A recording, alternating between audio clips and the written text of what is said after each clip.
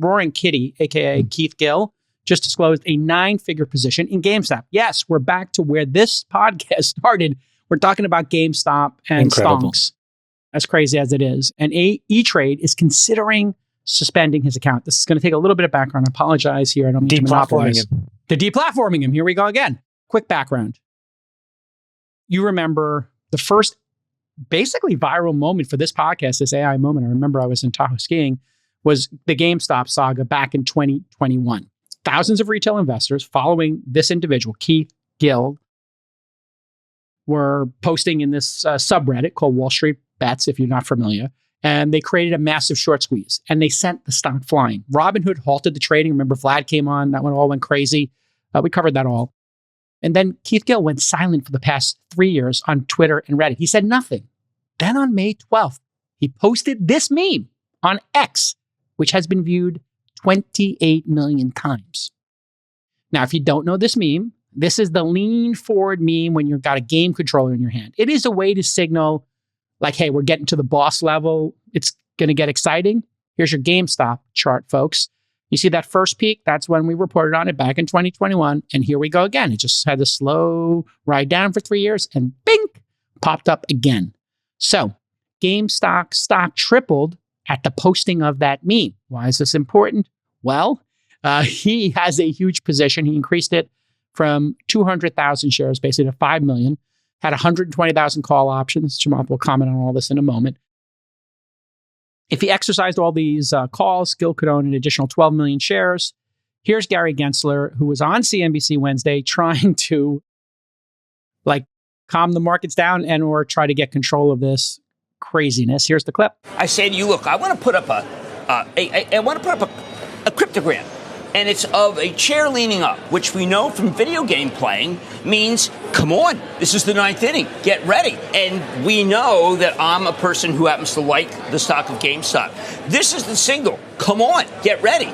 Is this something, hypothetically, that the SEC should worry about? So, look, again, it's not so hypothetical because you're describing things that are in the public domain and the public is interested in.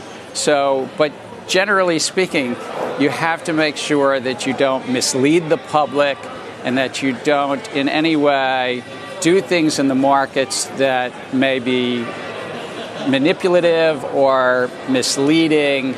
And so that's the key thing in our capital markets. No, the key thing is if you can cure it with disclosure. This is Brandeis. You know if they disclose that this is something that they a call to action, then you can't go after them. Disclosure is one really key part of our capital markets. When you buy the stock of a company, you expect that they give you full and fair disclosure. That's, by the way, not what you're getting right now in this crypto field. So I just, cautionary tale there. That disclosure. But disclosure doesn't necessarily protect a bad actor if they're manipulating a market. Chamath, you've had a lot of comments on the markets and specifically this one over the years. What are your thoughts? Is posting this meme stock manipulation or disclosure? No, he's posting a meme. Okay, thank you. He put a picture on the internet. Okay. I mean, this is like the problem that we have, which is that he disclosed his position in a different way. Now, we don't know whether that disclosure is accurate because I think it was just a screenshot of some statement inside of a Reddit thread, right? And then that got posted many times elsewhere. Is this accurate? I don't know, because he has no obligation as an individual to do any of this stuff, because he's not running a hedge fund and he's not running other people's money. Now, if he was acting in concert with other people, you could say, hey, hold on a second. If you're repping not just your money, but other people's money and you did this, then there's probably a disclosure obligation there. But at the end of the day, this is a guy that acted and basically created hype. And right now, the SEC does not have a framework to deal with that because the rules that existed didn't understand social media and whatnot. And he's also not a regulated entity. He's just an individual. Now, if it turns out that he was selling while he was posting this stuff and trying to manipulate the market in some way, obviously they could find issue with that. But just for him being a credible influencer and creating momentum for an underlying position, that in and of itself is not illegal. Sachs, I think we have to go to Judge Sachs here. Judge Sachs, what is your verdict? Our meme, stock manipulation, Judge Sachs. No, I don't see any manipulation there. Like Jamal said, he's just posting a meme. What you saw Not guilty. Not guilty. What I see in that clip is Jim Cramer trying to stir up an SEC investigation of Keith Gill. For what? I mean, what exactly has he done here? This is kind of... The Wall Street Journal as well. If you look at the Wall Street Journal today, there's an entire article basically with the headline, is what Keith Gill is doing illegal? And I think you can view this in a different lens, which is, here is an individual that is totally outside of the establishment, that however he's done it, has gotten a hold of hundreds of millions of dollars, maybe even now billions if the stock keeps going. And I think that for the establishment that controls those pipes, very disconcerting. Right. If he was one of those apex predators on Wall Street, if he was one of those major hedge funds that donates a lot of money to the political elite, in other words, if he was a well-connected political player, I doubt anyone would be asking these questions. Friedberg, you got thoughts on this? Market manipulation or meme, stonk, fun, good times? You're buying GameStop, you're buying AMC, like buyer beware. You're in on the joke. What are your thoughts? Nick, can you pull up the image? I'm going to talk about the stupidity of buying the stock of this company at this valuation. This Awesome. is a company, and then I think we can talk about whether that's even relevant, which I think indication is that it's not. GameStop finished the year, 2023 fiscal year, with sales of $5.3 billion, down from $5.9 billion the year before. So sales declined by 12% in the year. Adjusted they have $5 EBITDA, billion in revenue selling games? Adjusted Wow. EBITDA for the year was $65 million. And they have about $1.2 billion in cash. Currently, as of today, the market cap is about $13.5 billion. So that makes it about a $12.5 billion enterprise value. $12.5 billion divided by 65 million of EBITDA means that this stock is currently trading at about 192 times EBITDA. A business that is profitable and you can say that the profits are stable and predictable and is likely not going to grow very much will typically trade for 7 to 12 times EBITDA. And this stock is trading at 192 times EBITDA and the revenue is declining 12% a year. So I'll just point out, I don't think that there's anything about the actual performance of the underlying business in the security that you are buying or selling when you are making a decision about whether or not to buy or sell this security. And I think that that's the real question. Does that even matter? Clearly, it doesn't. Let people have fun. Let them go to Vegas. Let them play in the roulette table. They know what they're getting into. The disclosures are all there. All the SEC filings are there. All the financials of this business are there. What you're actually buying is publicly viewable. You can look at it. You can make an investment decision as an individual investor and trader, and you want to blow your money trying to see when the social trends are going to shift one way or another. Let it be your decision. I think this is well said. If you're buying NFTs, if you're buying stonks like this, if you're playing poker if you're playing bomb pots, look it up, folks, if you don't know what bomb pots are, and you're going crazy playing bomb pots for 8 hours like we did the other week, you're there to gamble. If you are playing bomb pots, if this is the bomb pots of the stock market, have fun, go crazy.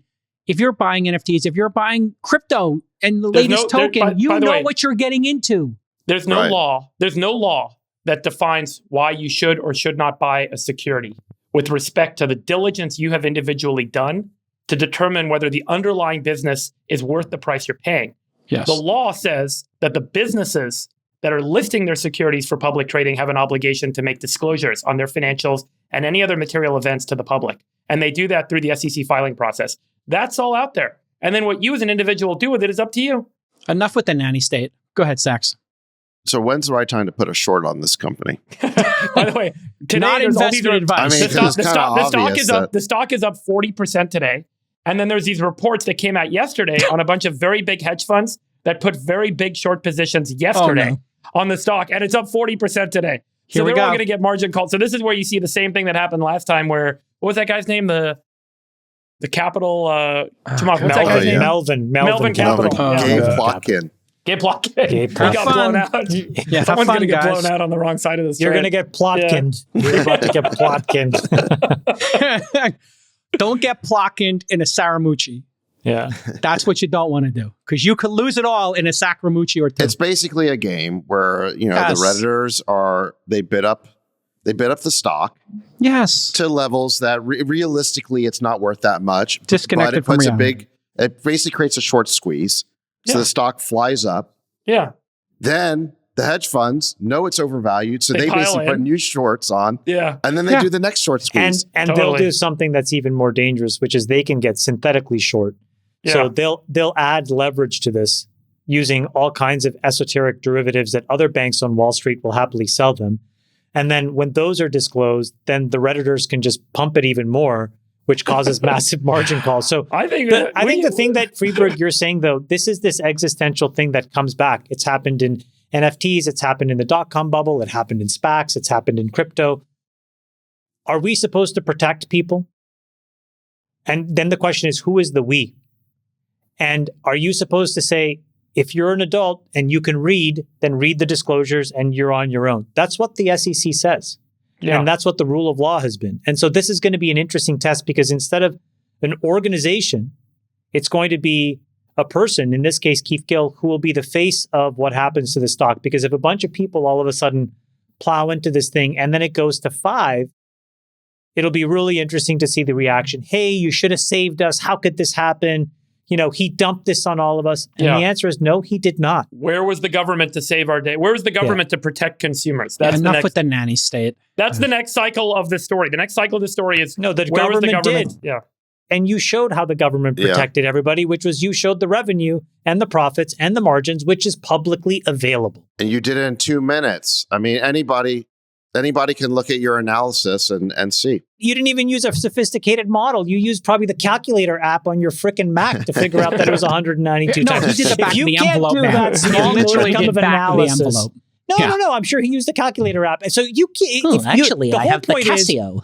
The whole point is you can figure out that there's no logical justification for this company using one Google search and the calculator app on your Mac. Yeah. So It's I on think- you. I If think the you question are- is, should we make all sports betting legal and all online casinos legal? So if you follow this to its natural conclusion, let people do what they want. Why are all of the other gambling industries so tightly regulated? No, I think there's a and big why do we difference. protect consumers? I think there's a what big is it? difference. Well, because we need a stock market. We need the ability for companies to go public.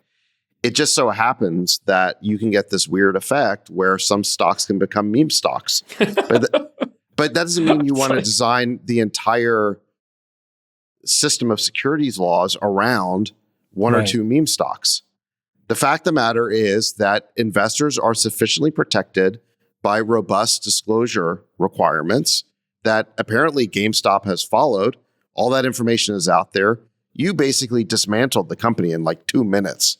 So anyone watching this show has all the information they need not to buy this stock at 190 times earnings, okay? If they choose to follow that information. Yeah. The other thing that you're saying, which is really important, is you have to remember what the capital markets and the stock market is there for. It's not meant for this.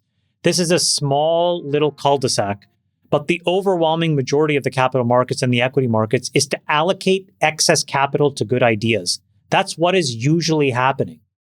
There's a bunch of us that will put a bunch of our money into things because we think it's the right thing to do.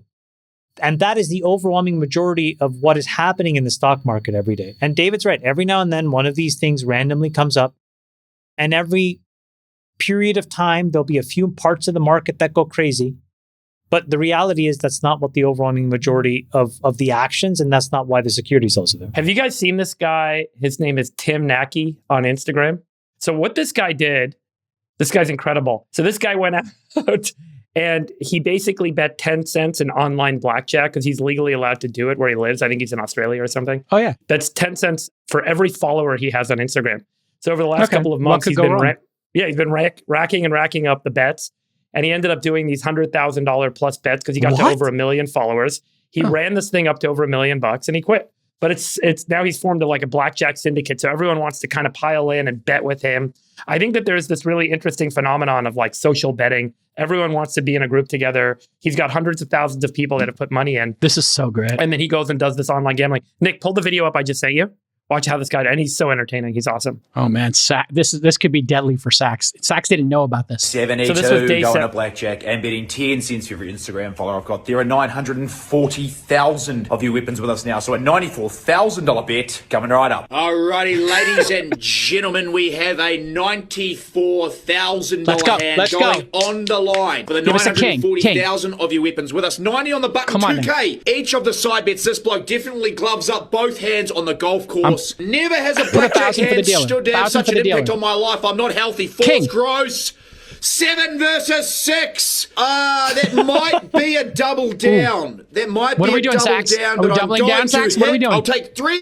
That's a double down. That's a double down. That's a double down. Yeah, 4 definitely double or 10. down. God damn, you go 10 for me here. Of course, we're counting cards. 18. We'll take Oh the my 18. God, We will take the 18 goddamn versus 6. 18. Let's go. And play to these punting lords. A glorious Tim day Mack. for the Split. 10-10 with Split. the 10-10 on. Can I get the my job done God. again? That'll do. Oh, That's so what fucking done. What in the back pocket? That's You awesome. little Yeah, that's beauty. awesome. I will see you tomorrow, you smug son of a. Oh my God, That's this is awesome. so great. This guy is so good. Sachs, do you know about this? That's some serious degeneracy. It looks so fun though. Look at It's so Sachs.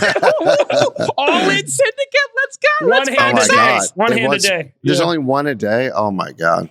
And It every makes you day wanna his play. follower count goes up. So every day he bets more, and then and he ran this thing up to $1 million of profit. Oh, it's so good. I haven't seen Sachs this awake during the pod. You don't get the 10 cents. He keeps it from some. He started this just by betting his own money, and he would put 10 cents down every day for how many followers he had. Okay. And so he started betting more and more of his own money, and So he now he's racked got a this whole thing follower up. account that he can But I'm saying, monetize. is it still all of his money that he's betting? So then, as of a few weeks ago, or like 2 weeks ago, he stopped betting his own money. He took the $1 million off the table. He called it a day, and he set up a syndicate. And now people send their own money in, and now he's betting the syndicate's money. I love this. And so everyone tunes in, and he does one hand a God. day, and he keeps racking this thing up. It's just, But you know, what happens when he loses? Is there a day where he's lost a lot of money? oh, dude, you gotta watch it. Man, Pull that up a would good be losing great. video. It's so Well, funny. I want to see what happens when he loses, like a This big is number. great. Can we get this guy at the All In Summit? He plays online blackjack, right? So there's always like a fake dealer, and he has all this hilarious commentary on Look the at fake Sachs. dealer, what Sachs they is look texting like. to set up an account and a VPN right now. I'll be honest with you. This may get me back on Instagram. This is It's so so good, right? juicy. Oh, We should get this guy out to the summit. this guy's got to come to the summit and do a live hand with Mr. Tim Beast. Nacky, big shout out. Is he on TikTok or no? Just Instagram? I think he only does Insta. Yeah, Tim Nack. I haven't seen Sachs listen to Freeberg on this podcast more than he just did. That was incredible. You got Sachs's attention. Sachs, did you know you could play live online blackjack from your phone? Did you know this? Did not know that. This is important information for all of us. Big this is day degenerate. coming up. There is 514,000 of you in here now and a $51,400 bet coming up. All right, day 60, a monumental day. We can hit the 50K button here. We will do $50,000 on the button. We'll go $800 on the 21 plus 3, $600 on the perfect pairs. This is by Sachs. far and Look away at Sachs. the biggest bet I have put on a table in my life. We're trying to etch ourselves into gambling immortality. 14 plays 3. No. Oh, it's a disgusting pull on day 60 with all the marbles on the line. We will stand and look for 10-10 and bust. 10-10 and bust. 10-10 and bust. Come on, 10, 10, The 10. heroics to be a hero go King, 10. king, king. Yes, yes, yes. Day 60. Stick that in your pipe and smoke it. Holy shit. Pulled it off. Oh my God. We've broken the push streak with the adventures of Tintin, and you better believe that means I'll see you tomorrow and I'll be betting even more. This guy's got great energy. Can he do one live on the show next week? Oh, day 55. Oh, here we go. Here we This go. is great. Instagram follower I've got outrageously. There is an extra 21,000 of you in here today. So $37,600 bet going on for the 376,000 of you legends in here now. Coming right up. Okay, day 55 brings about a big goddamn I don't like this bet. We dealer. have $36,000 on the button, $1,000 Dealer on the change, 21 dealer plus change. 3, and $600 on the perfect pairs. 37.6k total. Bets are closed. We've just had a goddamn dealer change. We've been duped here. I'm calling the commissioner. I don't like the dealer. Also, I don't like the dealer. Plays a 12v king. Oh my God, before I hit the hit button, I will say this. Having talked to the Morning Rumble this morning, last time I spoke to the media about this journey, I broke a 6-day winning streak that day and I lost. So if it happens again today, this one's on Roger Farrelly. We need to see 8 or 9 go low. No! Oh my God! Come on, that dealer we change were was going so dirty. good. I guess you just can't win them all. But we've been I don't on like this some run, dealer. and I will see you tomorrow when we'll be betting even more. That dealer change was so dirty. You saw the dealer change at the Yeah. last minute. He came up and they changed the dealer. They They've iced done that him. to me before. I've been with you when they've done that. They do that every time with you. Yeah. When you start running it up, they send in the dealer to ice you. I think there's a particular dealer they've got, you know? They do. It's like in the bullpen. The blank cooler. Yeah. We know the cooler. one. The blank Yeah, cooler. the I don't want to cooler. say anything, but it's the cooler. We need this guy next week on the pod to do the live bet, and then we each give him $5K. How about that? You guys in? I've had them trot out the cooler when I was playing craps once. I was so mad and I was on such a heater. And what happens is, you guys have seen me play craps where it's like, it's all rhythm, right? So it's like, yes. I get the dice in a certain way. Yeah. I do that. Yeah. And then they bring in this guy and he was like a klutz. It's like Daniel Day-Lewis in My Left Foot. All of a sudden, everything is Oh, he's spilling knocking it everywhere. over. 4 dice fall off the table. I got so out of rhythm. You I broke the crapped out rhythm. it was so horrible. I was so Nick, I want this guy mad. on the pod next week. We're each putting 5 dimes in. We got 20K from all in. Let's do it. That would be so much Oh my God. juice. We should get him to play a special all-in hand and let him run up our capital. On the summit, let's take the profits from the summit and do a live hand. We could put like $1 million each on it. We double up and then we're done with the pod. We don't have to do a summit Really- next year. Really good idea, Jason. Really, Let's really do good it. idea. Let's let it roll. All right. God, this is so much action for us. I don't know if we can continue, but there's more stories to come. And just buyer beware. I mean, if you're betting on this stuff, I mean, what do we have to tell you? If you're betting on GameStop, No, we don't have to tell you anything. You're an adult. you're an adult. Go to- do the right Go thing. to your Okay. own job. Well, here's something really interesting. Put the on your docket. seatbelt. Drive Put from on your point A big to boy point B. pants. Don't drink and drive. Don't use drugs. I mean, it's like all of a sudden, like we need to govern how you're not Exactly. a functioning adult. Hey, by the way, if you swim in Cape Cod alone in the deep water in the kelp Do bed, whatever- you might get hit by a great white shark. I mean, Or come on. do whatever you want, and please just take responsibility for yourself because it's not Absolutely. our job. Absolutely. And I'm you know, responsible for my children, not you. well, I mean, also, it's. I just want to ask one question here. Is there anything with the short selling that there could be more disclosure on that, Chamath? Just if the SEC was going to do something, I hear that bubble up once in a while. Should short I sellers really be think- more disclosed? I really think that's a very good idea. I do think that there are some short sellers who are doing it because they have to hedge a position that they have.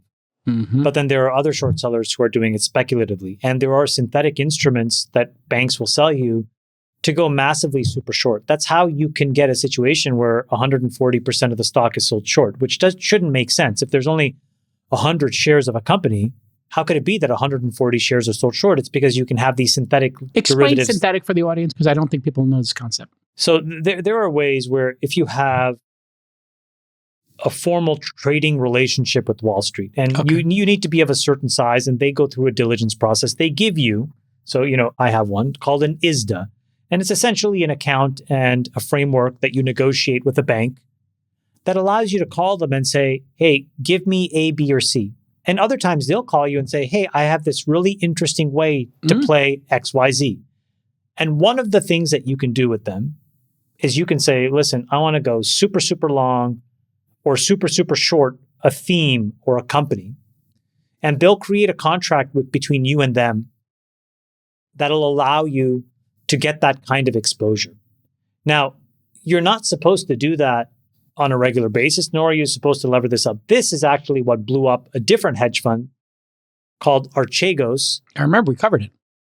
And in that, I guess what happened was the gentleman was calling many banks Oh, and doing all these things. And one bank didn't know what the other bank was doing. So all of a sudden there was this massive synthetic leverage that he was getting on, I think it was News Corp stock.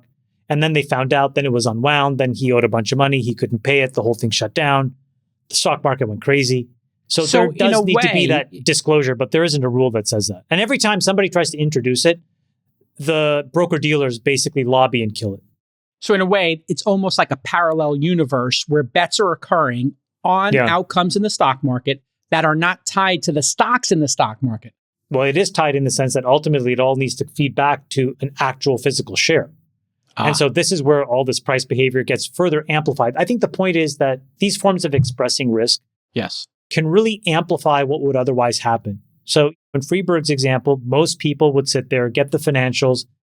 Some would maybe say, historically, this thing looks like a short, or I wouldn't even buy it at all, right?